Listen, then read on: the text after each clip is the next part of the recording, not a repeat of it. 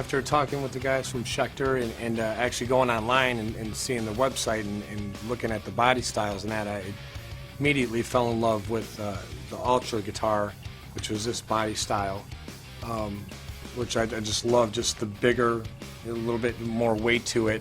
You know, I'm kind of a bigger guy, you know, being 6'2", I wanted something that looked, you know, right with me size-wise. And, you know, I fell in love with the look of it, and they sent me one out to try, and it played great. And it's kind of become, you know, the one that they're turning into my custom guitar for me, with a couple of my added touches to it of my Seymour Duncans, which I have used for many years. When I was with Washburn before, I used these, the Duncans, the 59 in the neck and the El Diablo in the bridge, and you know, wanted to put these in the Schecter as well.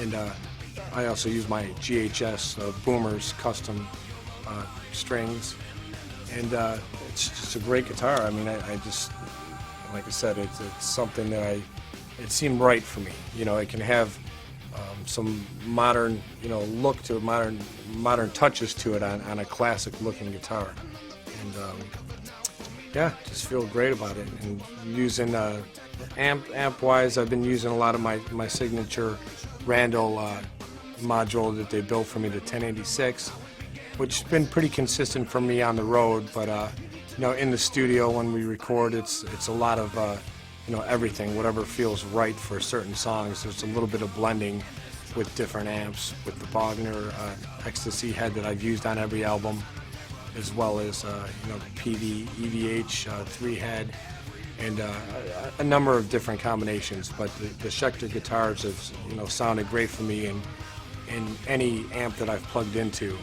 where a lot of the tone really comes from your fingers and from the way you play it too. This is just something that you know, just feels right for me. It feels right in my hands, and you know, I'm glad to be a part of it.